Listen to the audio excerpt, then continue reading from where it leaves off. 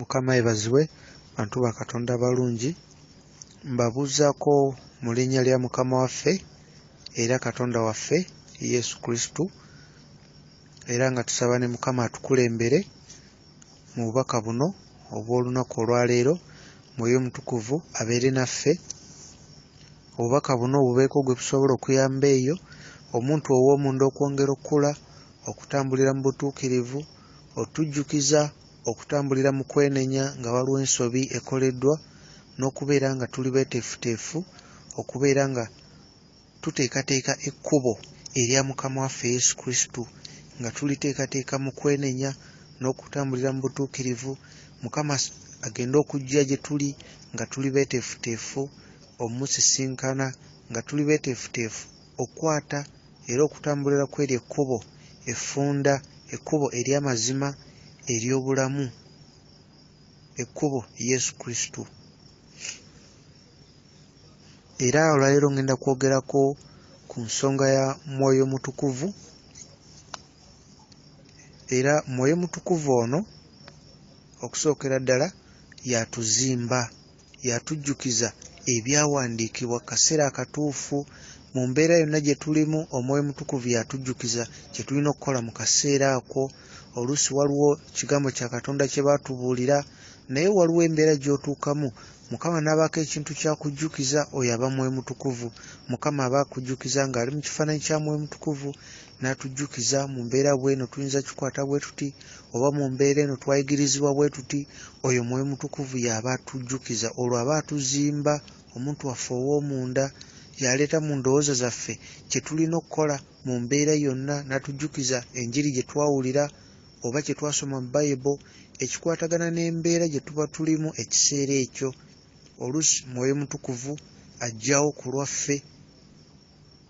lwaffe era Mwoyo Mutukuvu y'oyo akwata ebintu bya Kristo Mukama waffe n'abituwa ebyo ffe nga tetusaanidde naye n'akwata ebya Yesu Kristo n'abituwa ne bibeera byaffe.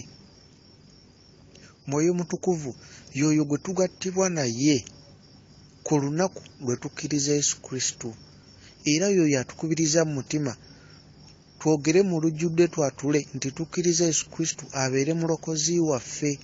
Olwo Mwoyo Mutukuvu kwolwo lwayingira munda mu ffe n'atandika okubeera munda mu ffe nga tukkiriza Yesu Kristo ng'era tukikoze mu mwoyo ne mu mazima nga tuba tetukikoze kusanyusa muntu yenna naye n'ovaayo n'ogamba osazeewo ogende mu maaso osabe wamu n'abalala ng'okkiriza Yesu Kristo oba ku kuruseedi oba awantu wonna ng'omuntu yenna ali mu kukubulira ekigambo kya Katonda. Olunaku lwe tukkiriza Yesu Kristo tugattibwa wamu ne Mwoyo Mutukuvu ne tubeera omuntu omu ne tubeera wamu ne Mwoyo Mutukuvu era nga soolo yaffe soolo yatondebwa mu kifaananyi kya Mwoyo Mutukuvu era ky'ovola soolo esobola okubeera wano esobola okubeera mu kitundu ekirala esobola okubeera wano ate ng'erina mu ggulu. Soolo yaffe yatondebwa mu kifaananyi kya Mwoyo Mutukuvu esobola okubeera wano esobola okubeera wali esobola okubeera mu bifo eby'enjawulo ye soolo yaffe. Mwoyo Mutukuvu muntu asobola okulabikira nga muntu gw'osobola okutuula naye n'onyumya naye ne mwogera. Mwoyo Mutukuvu muntu kyentegeeza asobola okujja mu kifaananyi eky'omuntu n'atuula ne mwogera naye nga Mwoyo Mutukuvu.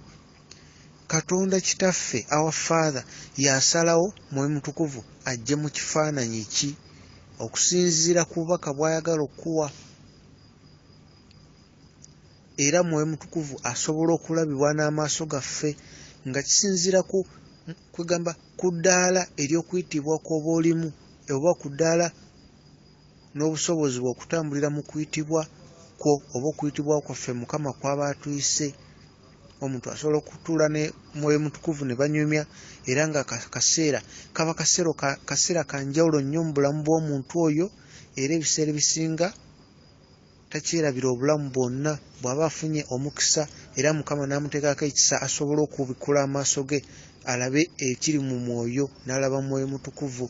Mwoyo Mutukuvu naye ayina endowooza naye ayina okusalawo era Mwoyo Mutukuvu asobola okunyiizibwa, asobola okukola ekintu nekitamusanyusa. Mwoyo Mutukuvu asobola okukola ekintu nekitamusanyusa.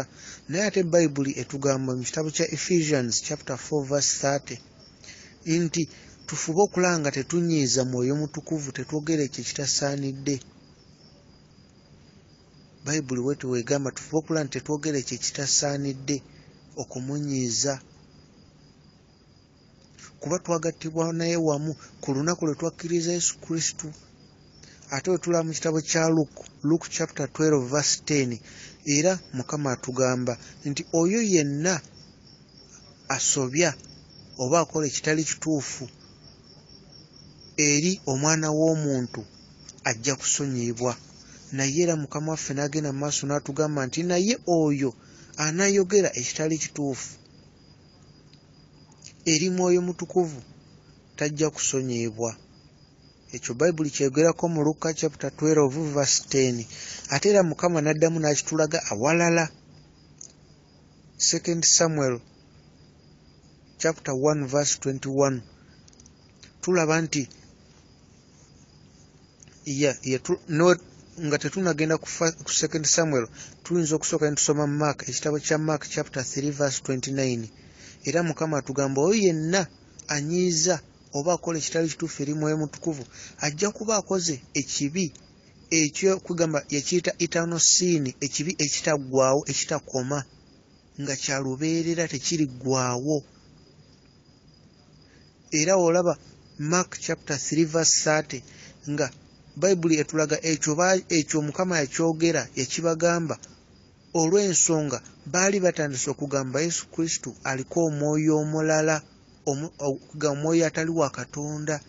Bwe baayogera ekyo Mukama waffe Yesu Kristo kwe kubaddamu n'abagamba nti oyo yenna ayogera ekitali kituufu eri Mwoyo Mutukuvu aba akoze ekitaliggwaawo, ekibeerawo olubeerera n'olubeerera etano. Kyekyo ekiri mu Mark chapter 3 verse 29. Omwoyo Mutukuvu asobola okunyiizibwa, tusobola okukola ekintu ne kimunyiiza, naye alina okusalawo. Ekyo tulaba mu 2 Samuel chapter 1 verse 21. Okubeerawo kwa Mwoyo Mutukuvu oba amafuta gaali gavudde ku Sawulo, nga kino kyava ku Sawulo butagondera ddoboozi lya Katonda. Ng'ekyokuyiga kyenvudde ndeeta kino tumanye nti Mwoyo Mutukuvu naye alina okusalawo, era naye asobola okunyiizibwa Mwoyo Mutukuvu. Ebintu ebiti kirungi tubiyige, era ng'ebimu ebintu ebireetera Mwoyo Mutukuvu okubeera nga amafuta gaggwaawo oba Mwoyo Mutukuvu n'aba nga takyaliwo, okubeera kwa Katonda tekuliiwo, okubeera nga tetugondera ddoboozi lya Katonda kye kimu ku ebyo. Ng'era ekyokulabirako wano tukirabira ku Samusooni ne Delayira, kubanga Samusooni ne Delayira olugero olwo amakulu gaalwo mangi, kuba lugero lwa mwoyo, buli kye tulabawo kyaliwo mu mwoyo.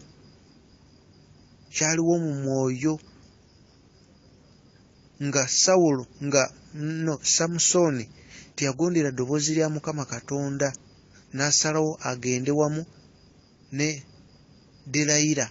Naye nga amakulu agali wano siga kusinziira ku ekyo kye tulaba n'amaaso gaffe ne bya mwoyo, kubanga Samusooni agenda okwonoona mu mubiri, kye tulaba mu mwoyo aba amaze okwonoona, kisookera mu mwoyo. Kati bwe nti wensaba tukitunuulire, kisobola okubako gwe kiyamba eyo.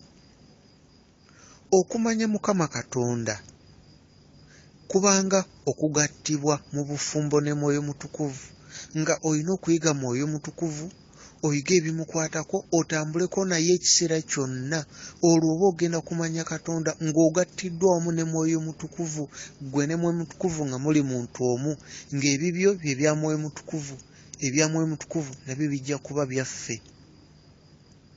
Wetutunula mu kitabo kya Ebikola by'Abatume chapter 5 verse 1 tulaba nti omwami ono Ananias ne mukyala we bwe bajja mu maaso g'omutume wa Mukama, mutume Pawulo, nga bamaze okutunda baali bamaze okutunda emu ku property yaabwe, ekimu ku kyamaguzi kyabwe, omwami ono Ananias ne mukyala we. Kati bwe bamala okutunda essente zo ne bazireeta eri omutume Pawulo ne baziteeka ku bigere bye.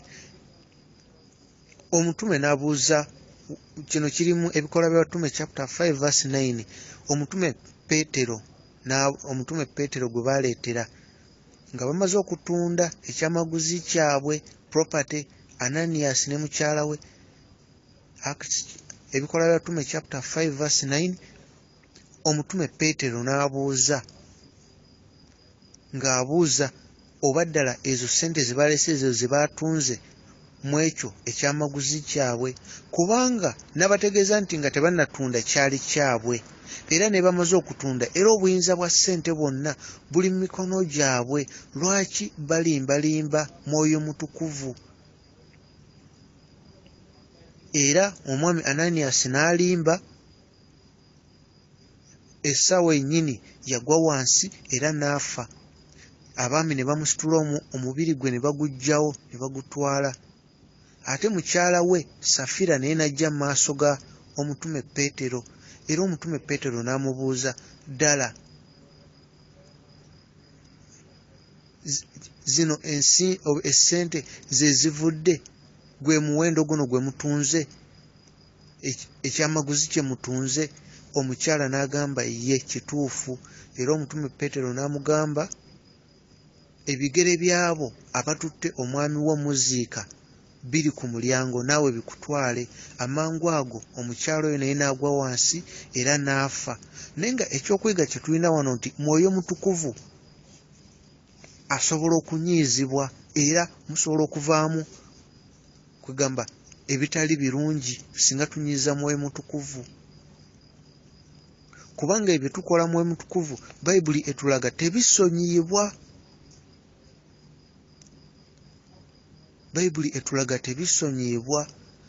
Ngera okufuna Mwoyo Mutukuvu n'amafuta ne gakubeerako waliwo amateeka. Bangi bakyagala naye kirina amateeka gaakyo. Olina okuba nga oli mwetegefu okubanga ojja kuba otuukiriza ebyo Mukama by'ayagala, ng'ojja kuba mwesigwa eri Mukama. Mwoyo Mutukuvu asobola okujja n'akulabikira mu ngeri za njawulo. Oluusi oyinza okuwulira amayanja oba ng'engeri y'amazzi amangi. Oluusi ayinza okujja mu ngeri y'ejjuba. Oluusi ayinza okulabika nga mu nnimi ez'omuliro. Oluusi Mwoyo Mutukuvu ayinza okujja nga kwegamba akaweeweewo, engeri y'embuyaga etali ya bulijjo n'ekwetooloola, naye nga ate ggwe ogiwulira. Oluusi abantu abalala tebagiwulira nga ate ggwe bw'ogiwulira. Oyo nga Mwoyo Mutukuvu. Abalala ate era Mwoyo Mutukuvu abalabikira mu ngeri ya njawulo. Awalala alabika ng'omuntu ne batuula ne banyumya. Kisinziira Katonda Kitaffe yasalawo Mwoyo Mutukuvu alabike mu ngeri kwegamba mu ngeri ki Katonda Kitaffe yasalawo. Naye nga Mwoyo Mutukuvu ekimuleeta ajja kutulaga kwagala na kutuwa mukisa. Y'ensonga lwaki tulina okweteekerateekera Mukama waffe. Mwoyo Mutukuvu wali tuyambako okweteekerateekera okusinkana Mukama waffe. Mwoyo Mutukuvu ffenna tulina ekisuubizo ky'okufuna Mwoyo Mutukuvu ffenna, era ffenna ekisuubizo kiri eri ffe okweteekateeka Mwoyo Mutukuvu alyoke ajje gye tuli asange ng'emitima gyeteeseteese omufuna nga tuli mu kifo ekituufu era nga twogera emboozi entuufu, ebigambo ebituufu eby'okuzzaamu abalala amaanyi n'okulaga bonna baganda baffe ekkubo eritutwala eri Mukama waffe Yesu Kristo, okuba n'enkolagana naye abeere mukwano gwaffe. Mwoyo Mutukuvu y'oyo atulumiriza mu mitima n'atulaga nti kwata ekkubo lino, tokwata kkubo liri. Oyo y'abeera Mwoyo Mutukuvu, y'abeera atukulembera. Era nga Mwoyo Mutukuvu y'oyo y'abeera mu mutima gwaffe atulaga ekkubo ery'okukola, nga buli oba olina ky'ogenda okukola n'owulira omutima gwo nga gugamba naye nedda, olina kukola kino, olina kukola kiri. Oyo Mwoyo Mutukuvu gy'oyongera okwewa eddoboozi eryo, ate olugendo lw'obulamu bwo lukyuka, kubanga omukisa Mukama gwe yawa malayika malayika wo atambula naawe. Ogwo omukisa Mukama yaguteekako akakwakulizo nga tulina kutambulira mu makubo ge, olwo malayika alyoka atuwa omukisa ogwo. Tulina kutambulira mu kkubo lye, tulina kugobera Yesu Kristo, tulina kubeera beesigwa gy'ali, olwo omukisa ogwo malayika n'agututeekako, tuba tusobola oguwanirira n'ogukulaakulanya. Mwoyo Mutukuvu yoyo abeera naffe buli wamu, era okubeera ne Mwoyo Mutukuvu kwe kubeera n'okubeerawo kwa Katonda. Katonda bw'atuggyako Mwoyo Mutukuvu aba atuggyeko okubeerawo kwe, era Mwoyo Mutukuvu aba ali ku ggwe, era omanya nti okubeerawo kwa Katonda mazima kuli wamu nange. Omanya kuli wamu nange.